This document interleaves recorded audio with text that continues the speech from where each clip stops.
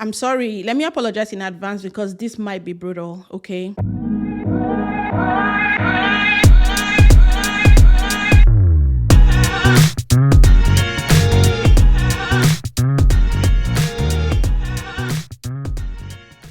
Hey guys, welcome to the review of Madame Koi Koi. This is chapter 2 of the two-part movie/series, however you think of it. And this chapter, the second one, is titled Emi Esan, aka The Spirit of Vengeance. The first one was titled The Awakening. This one has a 98-minute runtime. Now, what do we see right away upon entry? At least what do I see and what do I think upon entry? I think that Mother Superior, she's even more a cartoonish villain than she was before. I see that the police are still every bit as bad at investigating as they were. This movie has morphed across genres. It started out as a horror thriller. That's what we're promised. It went on to become a Yoruba supernatural epic drama. It also, along the line, became a crime and investigation story drama genre, and it circled back to being a horror thriller. Somehow, it manages to not satisfy the expectations and conventions of any of these genres, but what do I know? Whether or not this was a horror movie or thriller movie, two scenes did make me jump. This one. Mother Superior wants to see you. And this one. I just wanted to give you a heads.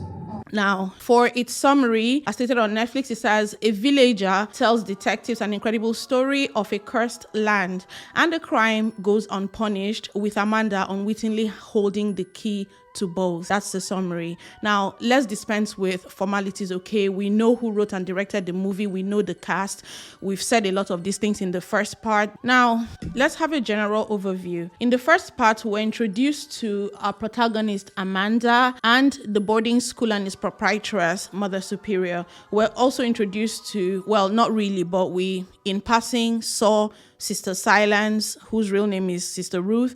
We met Baba Fawole, and then we met 4 boys who don't deserve a mention, and a couple of investigators. We're also introduced to the world of this story, a boarding school and a village, a crime that occurs coinciding with a series of deaths heralded by the arrival of a person who's not supposed to have ever come to this village of Malomo. So that's what we know so far. In this part, we pick up with a backstory on these deaths that have occurred and how the past is connected with current happenings. Okay, let's begin with my wrong projection. In my review of the first chapter, I said that I suspected that Madame Koi Koi will be stopped/banished by the power of the anointing, aka Sister Silence's rosary or anointing oil. Let's just say I'm glad to say that I was wrong. However, I'm sad to say that I didn't like the direction the story took any more than my wrong projections. Guys, before we continue with this review, I'd like to say a quick thank you. I'm just filming this whenever I'm filming it. I have no idea when I'm going to post it, but by the time I do, I suspect that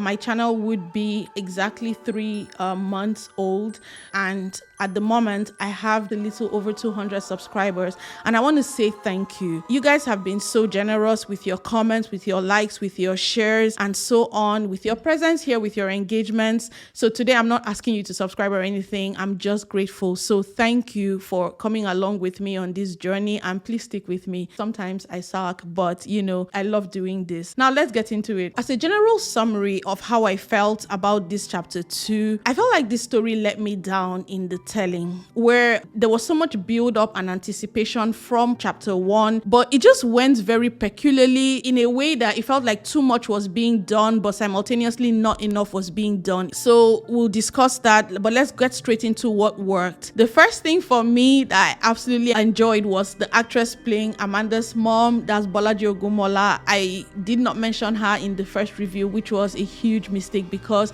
she is such a joy to watch. She's hugely talented. She's very expressive. I felt the most emotions. She had only maybe 2 scenes in this chapter, but I think I got most of the emotional currency of this chapter from the parts with her. So she's really great, and she's also absolutely gorgeous. My God, she's so beautiful. She's stacked. love her.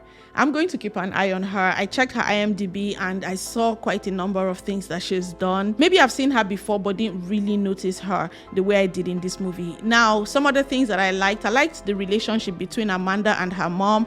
I love the budding relationship between Amanda and Baba Fawole, because I think it's coming to sort of represent almost like a father/grandfather figure in her life. She's never had that. I really enjoyed the relationship between Baba Fawole and his friend/his father's former apprentice, Babalawo Fajimi. I liked their rapport. It's just, I'm going to have a criticism of their scenes, but in general, I like their relationship. In addition to these things, all the other things mentioned in chapter 1, I think they mostly stay. Now, to what I did not like, and I'm sorry, let me apologize in advance because this might be brutal, okay? Maybe it's because I came to this chapter with so much anticipation and expectation and hope and whatever it is. And this does not even have to do with the direction I thought the story would go. Other than the one I've already told you about how I thought Madame Koikoi would be banished or resolved or stopped or whatever, I really did not have any thoughts as to where I thought the story should go. So this is not about, oh, I thought this is what I wanted or expected or whatever, and then my expectations were subverted or whatever. No,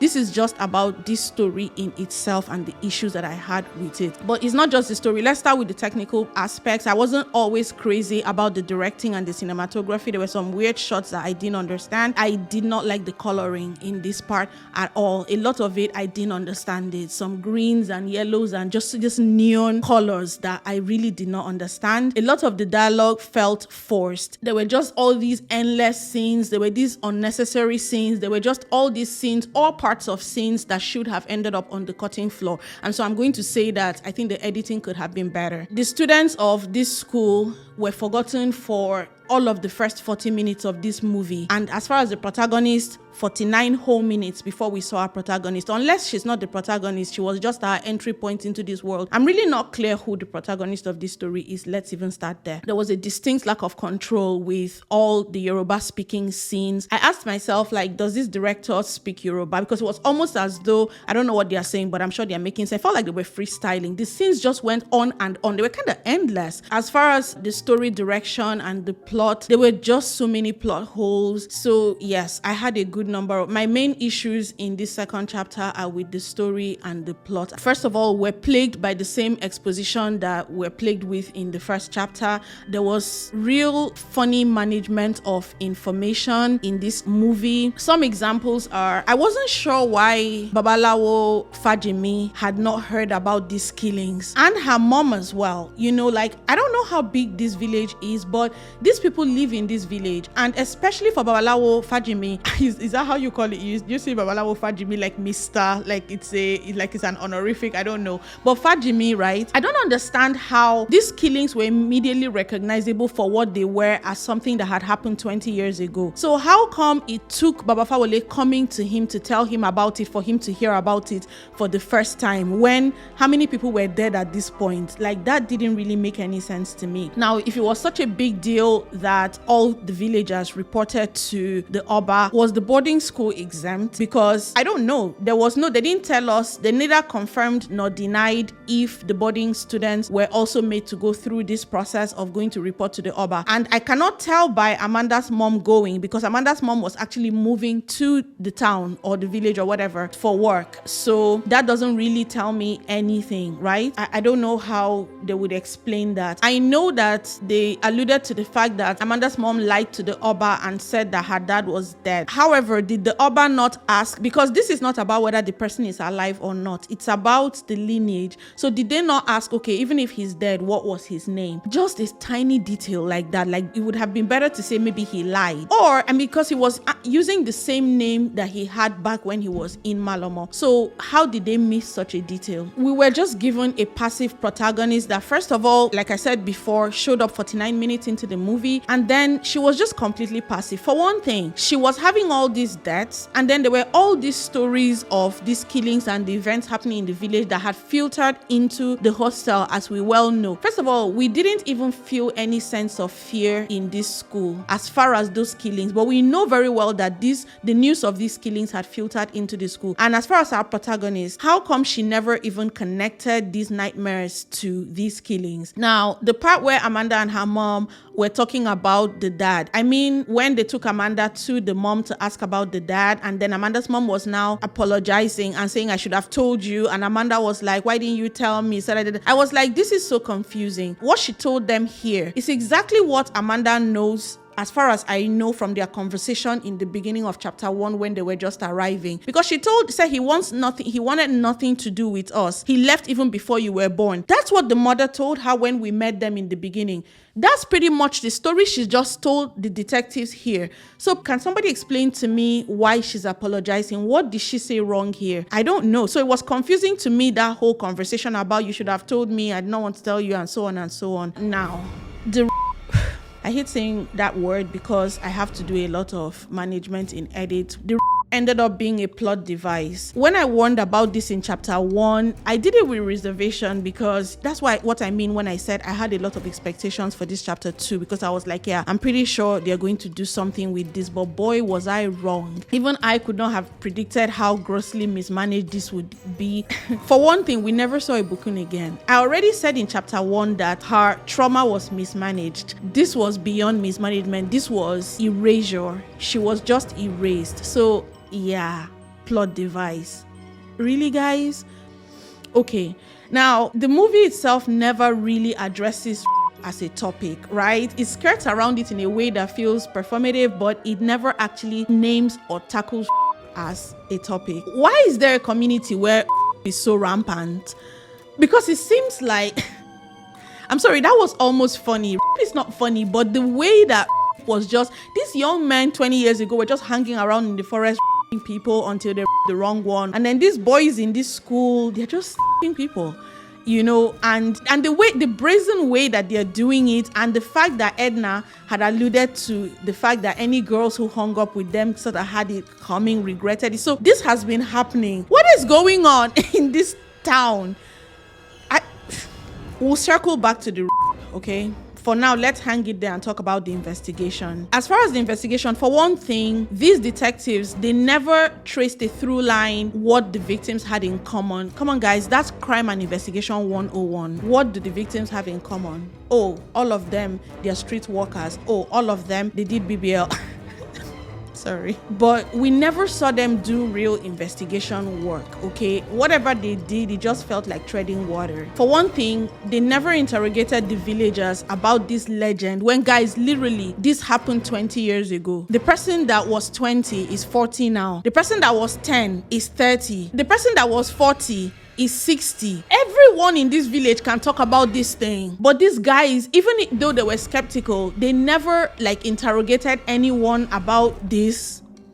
Okay, it didn't make sense to me how Baba Fawole narrowed the search to Amanda so quickly. For one thing, there was no indication that she resumed in the middle of term or at any other time during the term other than the beginning of term. The clearest way of confirming this is the Assembly Hall speech by Mother Superior. She said, "Welcome to St. Augustine Catholic College." And she wasn't referring to Amanda or any particular person. She was just making a general speech and saying, "Welcome to St. Augustine." That's a beginning of term speech. That's not a mid-term or term is already on speech. So Amanda arrived along with everyone else, or didn't she? You see, these are details. So if I cannot confirm that Amanda just arrived when other people were already there, I cannot confirm that she's the only new entry into this community. So a lot of things fall apart when I start thinking about this in that way. I felt that this movie really failed to recognize opportunities for emotional payoff. Like, they actually robbed themselves, like working an entire month, and then when it's time to get your paycheck, you don't.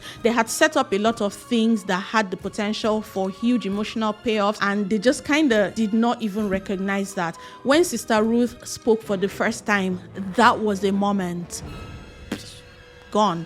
When Amanda discovered that who her father was really, I'm not talking about whatever they told her mom, because they told her some rubbish story about whatever it is. And by the way, if they didn't tell the mom about the killings and that connection and all of that stuff, why on earth did the mom even mention about Amanda's dad having, like, not missing a finger? There was no indication why that information was necessary, because as far as I know, they didn't even tell her why they were really there. They lied to her. My point here that I'm making shocking is that Amanda, whenever she was told the real truth about how she's connected to all of this, we didn't see that. Do you realize how massive that is? This movie just had a general grouse with visual storytelling. There were so many opportunities that were just missed. Now, the killing of those boys, like, we're denied that satisfaction. We had to go through the trauma of watching those events unfold, and you know the events I mean, and we needed that satisfaction of seeing when they got their comeuppance. In fact, I thought that the other killings had not been shown so that this would be the big one for us to actually enjoy. Nope, nothing. And you know what struck me is that it was okay for the sexual abuse to be played out in detail both times, but somehow deaths are too gory. All right. I'd like to think that those were kept away for the difficulty, like technical difficulties, you know, like maybe the whole, is it CGI of showing, I don't know. I'm not going to make any excuses anymore. That was a missed opportunity. Now, this movie on the surface, it seemed to execrate and decry, but in its handling and the choices that it made, it ended up being complicit in enabling these attitudes. Let's discuss it. First of all, the misplaced empathy for Mother Superior as articulated by Baba Fawole and Sister Ruth at the end, but especially by never actually spelling out what Mother Superior did. Was it covering up? Because if that's what it was, why didn't they say? Why didn't they actually say? She got arrested, and if, I don't know, what did she do? If it was about covering up those assaults, how was it different from what the Oba and the entire village did and have been doing historically? I don't know. Now, another way that this movie enabled these attitudes was by not acknowledging how the entire emphasis of this story was on stopping Madame Koi Koi rather than the real antagonists who were the rapists in this community 20 years ago and present day. Now, women were the victims in these stories, but decisions were all made by men and the women were rendered invisible. Ibukun was disappeared, and the women in this village 20 years ago, they were clearly the victims because those men looked like they were constantly hanging out there and picking people and assaulting them. But these women were never given a voice. In those gatherings, they never had, they were not even given like close-ups or anything to show their emotions or anything. They were just kind of there as props for men to discuss what is fair about sexual assaults of women. Okay, about really showing us the sacrifice and like the cutting of the fingers of those men and their fathers. Did we really need to see that? Because my question watching that was, why do we need to see their pain? Like, what are we required to feel in that moment? Because they played out the whole thing for us, not one, not two, all of them, all the people who they played it out for us. So what were we supposed to be feeling in that moment? Like, this is justice? And was justice, that word plus murder, equals cutting a finger and banishment, you know? But let's even start with if the was even acknowledged as a crime in the first place. What he said is, since it was blood that was spilled, so is he implying that the real crime 20 years ago was not that one, it was the murder of the girl? So again, this was another way of minimizing the weight of that in favor of just the murder, right? So in that way, even the movie itself was not acknowledging that incident for what it was. And then this movie also failed in not acknowledging that Officer Theophilus was an enabler. I mean, he knew exactly what his friend was. Oh man, the babes in this school are looking rather lotion. You know they're underage, right? I know. But they're looking ripe, sharp. Plus, means at this age that their juice is the sweetest. Don't you focus on the job at that? Of course. But I can chew and walk at the same time. You get it? And in this one, when his friend was doing all the shenanigans, it was almost as though he was going to a great deal of trouble to avert his eyes and not see. He was doing his best to not see what his friend was up to. That is called enabling. And the movie did not acknowledge that because they were desperate to make Officer Theophilus the good guy. Also, 20 years ago, when all that happened and the Oba was desperate to ask the Dibia to find another, I keep saying Dibia, this is Babalawo, sorry, Dibia is Igbo, and this is, you know what I mean, right? No disrespect meant, so, or intended. When the Oba kept saying you can find another way, you know, it was, so basically interpretation, anything but deal with the fact that women were getting willy-nilly in this community. But the movie never actually calls that out. It's one thing for a plot to unfold the way it does, that's fine. It's another thing for the movie itself to never make a categorical value statement. This movie never made its own categorical value statement about, if anything, it perpetuated the same things that it decried, like I already said, in the choices that it made. Now, I hate the way that men in 1971, those men were referred to as boys, and then in present day, which was 1991, these here boys/young adults were referred to as children, because these are the ways, the subtle ways in this kind of language that excuses are often made by enablers. Again, the movie did not actually recognize that for what it was. As for Madam Koi Koi, did this story want to make her an avenging spirit for justice, as shown by her choice of victims, at least the ones that we saw, or just an angry, vengeful spirit with only a self-interested motive? Was she a hero or a villain? You know, because how many of you cheered when you saw her show up immediately after what had happened to Ibukun? We're like, oh, this is this story. I know I was excited I thought that was the story that we're being told, which was, this is a spirit that is out here for justice. But then anyway, we'll get there. Let's take it apart, beginning with the complication that was introduced. And I don't know if this was deliberate, but at the very beginning, which is that the killings resumed coinciding with two incidents, which was the and the arrival of a blood relative. That muddied the waters, right? Like, while that might have been interesting for the investigation story, because that was a good complication as far as the investigation. So the problem it caused, however, I guess you could say for the moral story, is that it again minimized the importance of the by muddying the water in that way, so that because it became more about the arrival of a blood relatives, the story gave itself an excuse to not even address. So my question would be, would the killings have resumed if Amanda had not come to Malomo? Your guess is as good as mine. And so my follow-up question is, had been occurring in the last 20 years and nothing had happened? And what actually brought Madam Koi Koi out is the arrival of, or was the arrival of, Amanda. And so what that narrative choice did for this story was that it took Madam Koi Koi from potentially an emblem of justice to a self-serving, bloodthirsty, evil spirit.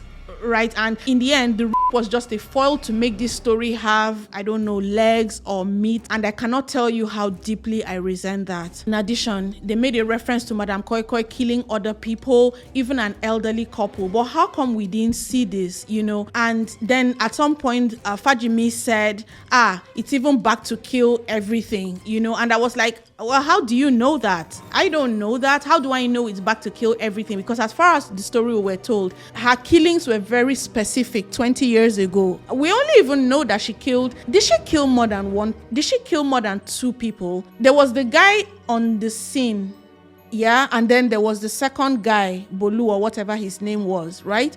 And then after that, the sacrifice was made and that was it. So why does this guy now make this claim that she's here to destroy everything or to kill everything? It's an unfounded claim. But if it's true, what does it say about her motives? Like, she's just on a killing spree. So it's not even about what people are doing. It's not about or anything. It's just about, she's just bloodthirsty. She's just killing people and killing her path to getting to her blood relative. That ruined this story for me. I hate that this movie failed to humanize her in any way. I don't know what made her stop.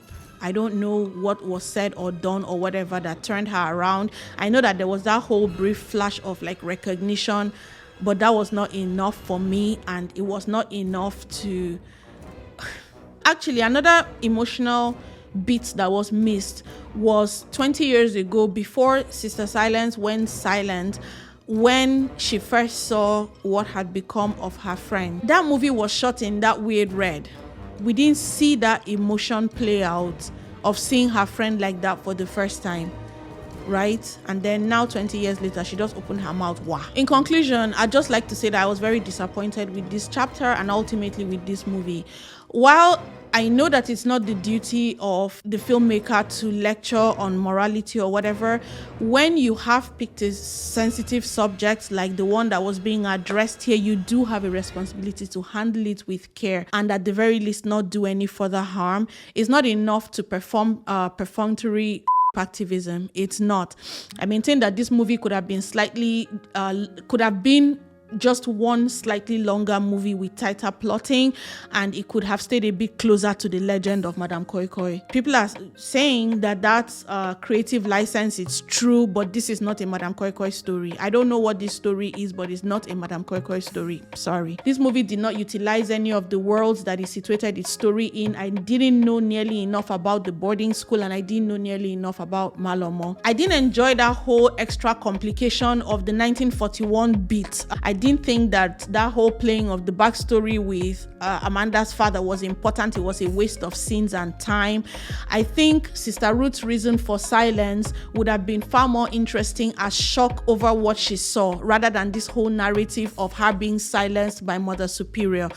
I suspect that it was trying to allude to how victims are often silenced, but Sister Silence or Sister Ruth was not the victim here, so it didn't track. By the end of this movie, it looks like, despite the conflicts that had been set up very carefully at the beginning of this movie in showing how this school was endangered and Mother Superior was only managing to hold on to it by threads, somehow this school is going to continue. All it needed was a change in leadership. And I hate that they tried to tell me that Amanda is 14. So now I'm clearly in petty territory. So I think it's time for me to stop. I neither do or do not recommend this movie. If you see it, you see it. If you don't, you don't. I'm not going to rate this movie because I suspect that my evaluation will veer far from actual filmmaking to the morality of the handling of this story. So I'm just going to steer clear and just say that it is what it is. I'm not often angry about a movie. I might just say, oh, it worked for me, it didn't work for me, but this movie actually made me legitimately pissed. So that's it. If you're upset with me about this review, I'm not going to apologize. If you stay, you stay. If you don't, you don't. What do I always say? You have the right to an incredible viewing experience, so never settle. Now I'm going to get myself a glass of wine.